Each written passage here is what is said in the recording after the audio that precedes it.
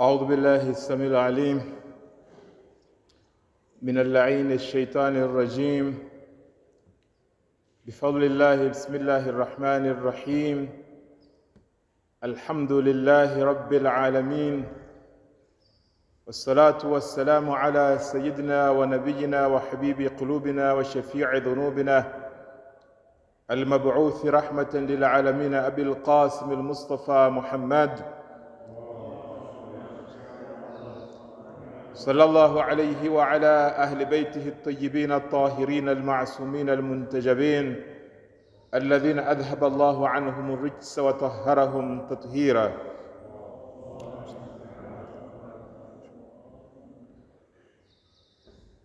إخوة الإيمان، أخواتي المؤمنات، السلام عليكم جميعا ورحمة الله تعالى وبركاته.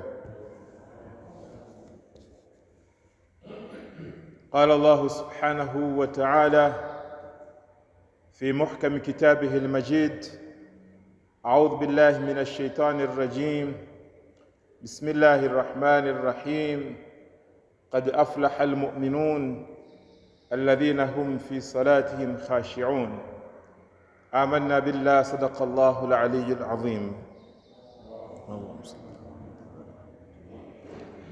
أوصيكم عباد الله وأوصي نفسي بتقوى الله عز وجل والورع عن محارمه واجتناب عما نهى عنه.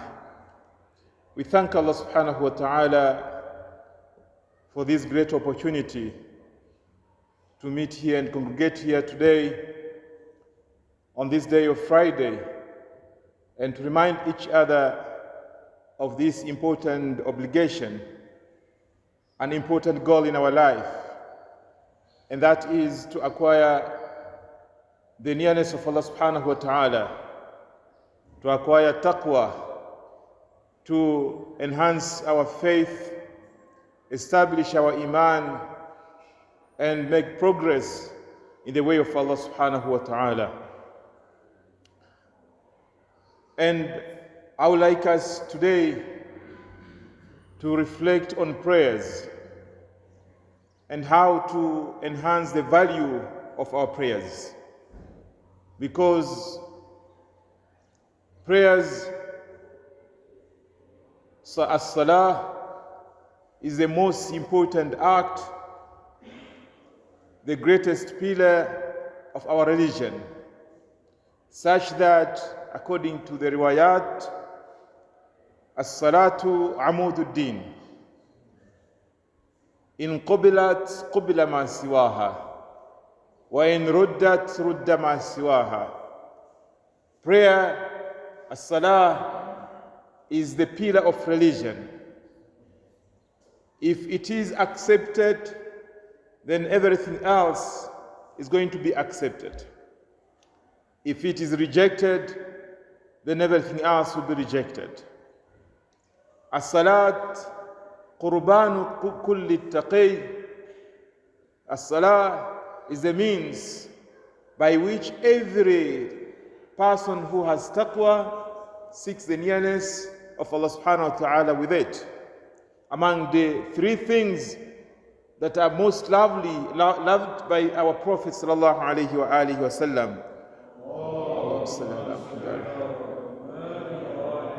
qurratu ayni as-salah, the apple of my eye, as-salah. It is important for us to think, to reflect, to try and understand the meaning of prayer, the value of prayer, and how does this prayer take us closer to Allah subhanahu wa ta'ala. How can we make it a means by which we can pass the veils, the curtains, all the things that are there between us and Allah subhanahu wa ta'ala, and get closer to Allah subhanahu wa ta'ala. It is important in this regard to try and mention and remind ourselves of the etiquettes of prayer, adabu salat, things that are supposed to be accompanied in prayers. One has to take care of them in prayers. There are a number of things that a person should take into consideration so that his prayer is of value, so that his prayer becomes the means, the real means that takes him closer to Allah subhanahu wa ta'ala. One should not take prayer as a burden, as an obligation which I have no choice but to discharge and to get lift of it. There must be some love, some connection with the prayer. We talk about the etiquettes, the spiritual etiquettes of prayer. But in the outward, there are a number of things that one is supposed to take care of them. So, it is reported in a hadith from our sixth Imam, Al-Imam Ja'far bin Muhammad al-Sadiq alayhi salam.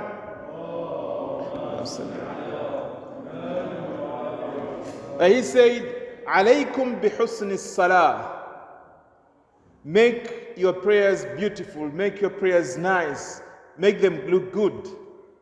When you stand for prayers, let this prayer be something that you have beautified. You have made it good. Don't just pray anyhow. Make it good.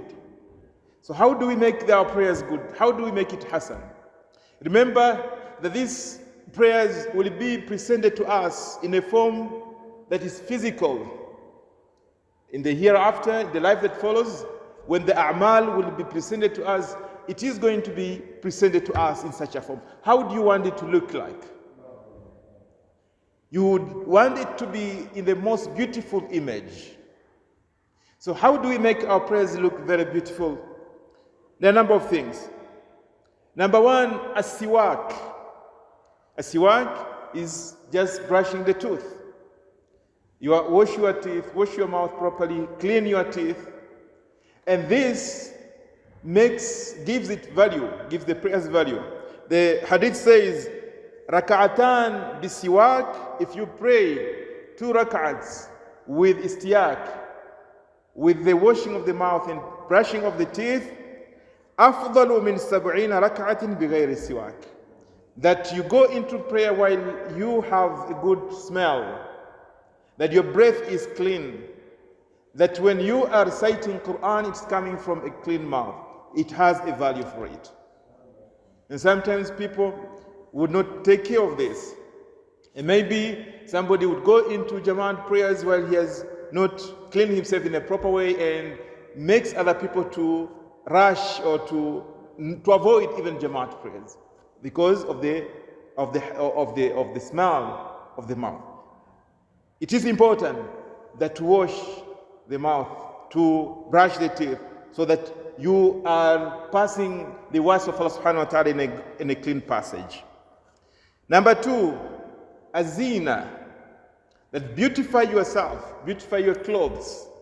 Take up the cleanest clothes to stand with them in front of Allah subhanahu wa ta'ala. خُذِ زِينَتَكُمْ عِنْدَ كُلِّ masjid.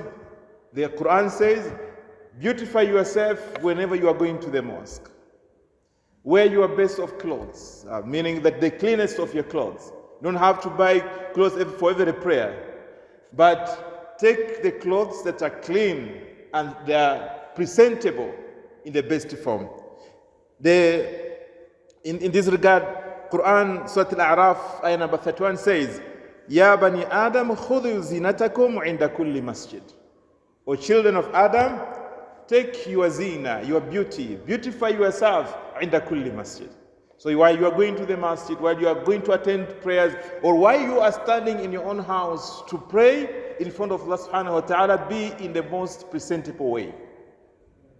Wear your clean clothes to stand in front of Allah subhanahu wa ta'ala. Don't say, I'm alone, so I can put on anything.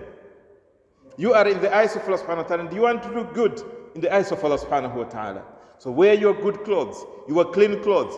Though if you own clothes that might not be the best, they are not very clean, meaning that they have no najis, your salat is okay, is acceptable. So long as your salat, your clothes are tahir, your salat is okay. It's acceptable. But it has less value. It has less value. Because Allah subhanahu wa ta'ala wants you to be in the most presentable way. In some hadith, Allahu Jamil. Allah is good.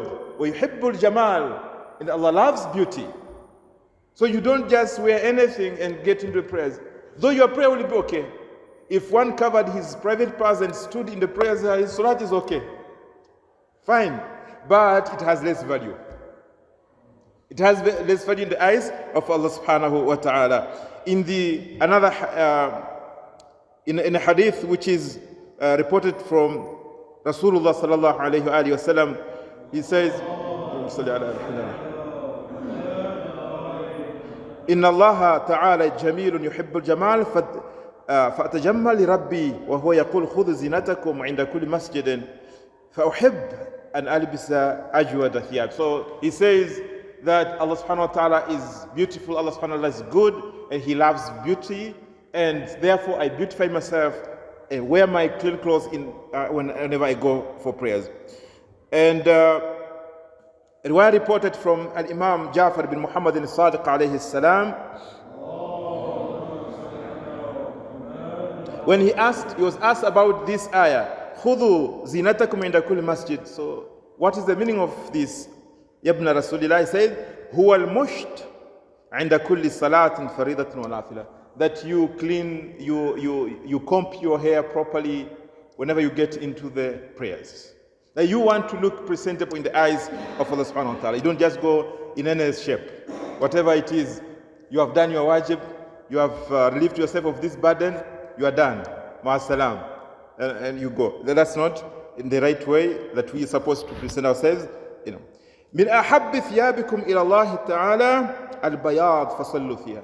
Even it's recommended to consider the white clothes for prayers, okay, that they are most loved to Allah subhanahu wa ta'ala. In some occasions, special occasions, of course, to express our own grief for masa'ib, we wear black clothes. But if it's not for that purpose, in the other cases, you have to consider wearing this type of clothes, the white ones. Atib. These are the outside things that you need to do for prayers. Take perfume. Okay? This is a recommended art. And there's emphasis on it. And you know that among the akhlaq of the Prophet ﷺ, his seerah, his own suluk, among the things that he was known with was his own perfume. That, you know, whenever he passed through a certain place, they would know that Rasulullah has passed from here. And in some riwayats here, even the Imam alayhim salam, they say they would know that this place belongs to the Imam because of the good scent, the good smell of the place that he used to pray. So the place of prayers needs to be the most good one, the most beautiful places, well presented in the most, the best way that it should be kept. Good smell, good scent on yourself and all that. That has got a psychological effect on the person too. The person who is praying, if he is not comfortable in himself, he is not calm, he will not enjoy the prayers.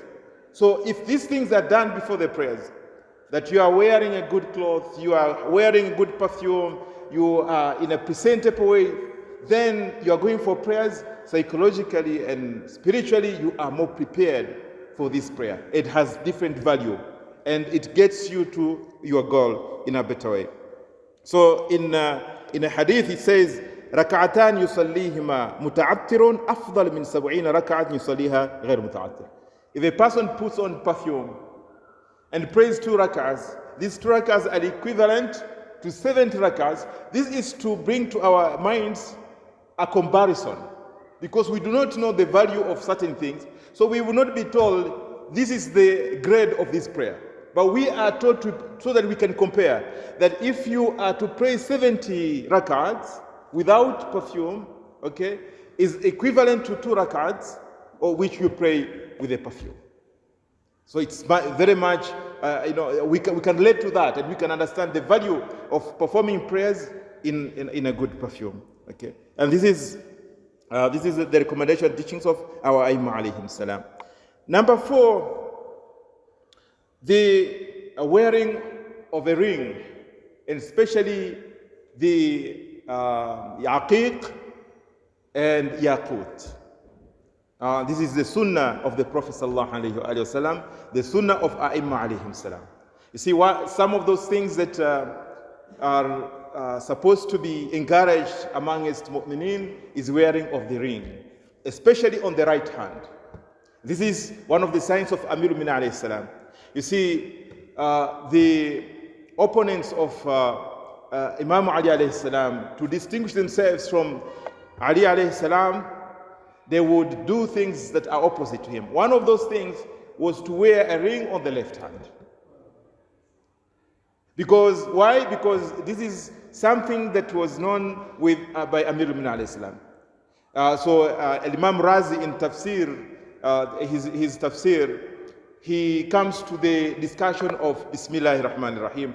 We recite Bismillahir Rahmanir Rahim loudly in our Dhuhrain prayers, while others, recite them silently. You can recite them silently. But the Shia, the philosopher Ahl Bayt alayhi salam, recite them loudly. Why? He says in this is the path of Ali. Imam Razi is not a Shia, but in many instances he mentions certain things that prove the validity of whatever we do. So he says that this is the practice of Ali, and whoever follows the religion of Ali, he has succeeded. That they recite Bismillahir Rahmanir Rahim loudly. So these are some of the things Imam Ali was known on. Reciting Bismillahir Rahmanir Rahim loudly, wearing of the ring on the right hand. Okay, these are the things that are known as the special features of Ali alayhi salam. So they would know straight away this is a Shia if you put on the ring on the right hand, if you recited Bismillah ar-Rahman ar-Rahim loudly. This is recommended especially in prayers. That in prayer, one is recommended he puts on a ring, especially aqiq. Aqiq comes in different forms, but it has a lot of benefits.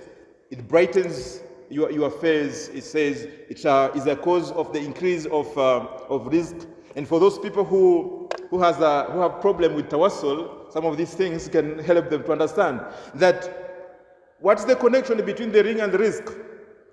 So okay, am I believing if I put on this ring that it's going to bring me rizq? The rizq comes from Allah subhanahu wa ta'ala. But this is wasila. This is a means. You have been told, do this and you'll get this. So again, wearing the ring on your right hand, and especially aqiq, is a means that will increase your rizq. So it is tawassul that you are doing, again, when you are wearing the ring on your right hand. Nothing different from it. It should be complicated for them to understand this. Anyhow, these are some of the things that we do to prepare ourselves for prayers. But there are a number of things that we should consider now when we get into the prayer. These are known as al-adab al-ma'nawiyya for prayers. The spiritual etiquettes that one has to try and inculcate in himself and practice them so that the prayers are more value or greater value. Number one is that you have to focus. You have to present yourself to Allah subhanahu wa ta'ala. Tawajjuh, that you are now in a place you are with Allah subhanahu wa ta'ala. You are standing in front of Allah subhanahu wa ta'ala. You are speaking to Allah. So that attention is required. Number one. So you have to tell yourself, before you get into the prayer, that you are going to stand in front of Allah. That you are having a conversation with Allah. You are not having an ordinary meeting. So you tell yourself, before you stand for prayers, that you are standing in front of Allah subhanahu wa ta'ala. Atawajjuh. You remain focused. You must have the attention. The attention should come before that. Our Aimma alayhim salam have taught us to start preparing for this moment before even they get into the prayer. When they start wudu. So Imam al-Hasan al-Mujtaba salawatullahi wa salamu alayhi, when he starts performing wudu, they say his color changes, he becomes pale, he trembles. Okay, and when he's asked, why is it this Yabna Rasulillah, you say, you know with whom I'm going to stand, in front of whom I'm going to stand. I'm going to stand in front of Jabbar, of the king, the ruler. I'm going to stand in front of him. So he will behave differently from the moment he starts preparing himself. And this is something that we can learn from, and we can try and inculcate in ourselves, that we practice. So from the moment you start performing, although you start focusing, when you have attention at the time of wudu, you comprehend what you're doing, and you know what is going to follow.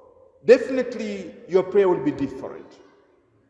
But when you are not attentive while you are preparing yourself for salat, you are not attentive while you are doing wudu. We do wudu while we are talking, while we're doing some other things, where we are not attentive, then in the prayer also we might not get that attention. It starts from there. From the time I start moving towards making steps towards the prayer, I must start reminding myself that I'm going to have a communication with Allah subhanahu wa ta'ala, atawajjuh. This is very much in brief, knowing that you are, in need of Allah. You are humble servant of Allah subhanahu wa ta'ala. You are nothing. You are insignificant to Allah subhanahu wa ta'ala. And this ibadah is just for you. Then you'll have a proper, different attention.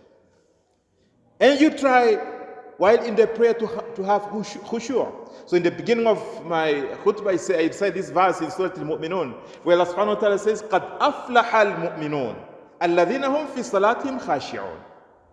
Those who have humility in their prayers, these are the successful ones. So not every person who stands up for prayers is successful. Our success comes with being humble, having humility, having this kind of feeling in our hearts that we are filled with when we stand in front of Allah subhanahu wa ta'ala. Khushu'. And khushu' is not just physical, it's by heart. When you try and remind yourself about the power of Allah, about the kingdom of Allah, you remember your own value, your sins and all that. When you stand in front of Allah subhanahu wa ta'ala, you become humble. You are standing in front of whom everything is in His hands. Everything is in His control. Your life and everything is controlled by Him. Then in that case, you will not be praying while you are watching or looking at your watch. You will not be praying while you are worried so much. What time is this prayer going to be finished? You are so much attentive at that moment, the best moment that you are having in your life, and that you are conversing with Allah subhanahu wa ta'ala. Now you imagine that you have this opportunity, that chance to just be with Allah. What kind of feeling is it like? And this is what we are trained, we are encouraged that اعبد ربك كأنك تراه. So worship Allah as if you are seeing Him physically, that you are in front of Him. وَإِن لَمْ تَكُنْ تَرَى. If you are not able to see Him, then you should know that He is seeing you. So I'm sitting in front of Allah subhanahu wa ta'ala, who is looking at me, seeing me, hearing me, watching over me, attentive to me. He wants me to ask Him. And this is why in prayer you would find the most comforting time, and it brings you that joy and happiness, that if you truly engage yourself with focus and attention in prayer, you find your peace. You find your sakina. Ala bi dhikrillah tatma'innul qulub. With the remembrance of Allah subhanahu wa ta'ala, you find peace, tranquility. We're looking for peace everywhere. We are looking for happiness everywhere. But we cannot find such happiness, such moment that will be so much satisfied, like when you stand in front of Allah subhanahu wa ta'ala and you speak to Him. You find that all your problems melt. All your issues go away. ماذا وجد من فقدك. So Imam Hussein alayhi salam reminds us, what did he find who did not find you, who did not get you? ماذا وجد وماذا فقد من وجدك. What did he lose? The one who got you. If you find Allah subhanahu wa ta'ala, find Him in the prayer. Find that connection with the prayer. then you will not think of anything else. This is what we should try and do. But when we get into our prayers, we start thinking of all our problems, of all other issues, of all our accounts, of our businesses and our worries, and we forget that we are in front of the one who has the solutions, the one who is listening to us. Present your issues to me. Present your problems to me. Allah subhanahu wa ta'ala is ready to answer you. Udu'uni astajib lakum. And what moment is best for you as a servant than when you are standing up in prayers? This is the best moment that you can present your issues to Allah subhanahu wa ta'ala, and you'll be satisfied. You will go happy. And when the heart is connected, and you ask Allah subhanahu wa ta'ala and with little tears in your eyes, then you be sure that it is answered. Ijaba, and there is no doubt in that. So this is one thing that we must train ourselves, so that our prayers gives us that connection, and it becomes qurratu ayn, it becomes the apple of our eyes, like it is for the Prophet and for the Aimma alayhim salam. Then we should find also tuma'nina. For sure to happen, we should try and find tuma'nina. Try to be restful in your prayer. Try to do every action without rushing. You know, sometimes people wish that the prayer finishes quickly. Okay, and if I'm leading the prayer, I'm tempted sometimes to even rush, because some people would want that this prayer is within few minutes, that it's done. So look at it. How do you talk to the beloved? How do you converse with the beloved? How do you engage with the beloved? Is it really meaningful if you stand in front of Allah subhanahu wa ta'ala, and you have finished the prayer, assalamu alaikum rahmatullah, and you run away? Who is chasing you?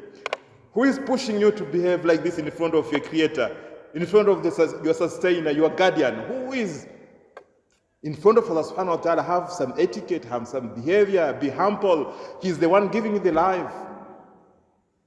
Spend some time with tranquility. I'm not saying you prolong, but be careful that you have tuma'nina. Tuma'nina is that every step by step. Don't be like you are fighting, you are in a war. Even, Imam Hussein alayhi salam, in the war in the middle of Karbala, surrounded by thousands of people, he still performed these prayers. Salatul Khawf. And still people prayed behind him with the arrows coming, flashing everywhere. They still established prayer. We are not in a war, we are just rushing outside here. And some people who would want to rush, you will find them chatting outside, talking. So why were you rushing? Is it really punishing you that you stand up in prayer? Have tuma'nina. One time, the Prophet sallallahu alayhi wa sallam was sitting in his masjid, and he was looking at a man who was praying some prayers in front of him. So besides him, the Prophet was sitting aside and looking at him. He's the teacher, he's the mentor, he's everything. May Allah subhanahu wa ta'ala grant us an opportunity to have a look at the face of the Prophet sallallahu alayhi wa sallam. So the Prophet is looking at him, and while he's praying, he sees how he's praying. He does not complete his ruku', he does not complete his sajda, so he's like just going very fast. In a moment, puts his head down, he goes up. So the Prophet made this comment, and this is for all of us. If this person dies on this condition, he will not die on my millah. He will not die on my sunnah. Meaning that he will not die in the true way in Islam, while he is not even completing his ruku' and sujood. This is like, it's resembled to this bird. It has a name. The way it will pick its food quickly and go down, come up, same way. Without any concentration. Put your head properly, finish the dhikr, then sit. But if you do not complete the dhikr, and you are sitting and you are standing, and all this is not done with tuma'nina, then your prayer is void, it's batil. Now the least that you have to spend is say subhanallah 3 times, or subhana rabbiyal a'la wa bihamdi in the sujood, before you sit down, before you stand up, and all that. One has to complete it. Even if you are in a rush, and sometimes you might be in a rush, the plane is going to leave if you are not going to finish up your prayer. Don't do mustahabat. Okay? Don't do the mustahabat. But the wajibat, do them properly. Do them in the complete way. Complete your ruku', complete your sujood, complete everything in a proper way. And that's what you are told to take care while you are performing the prayers.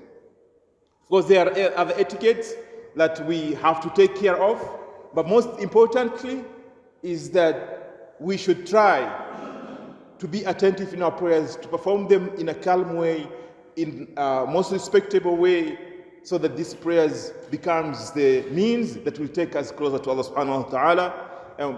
If we get another opportunity, we'll expound on other etiquettes, spiritual etiquettes,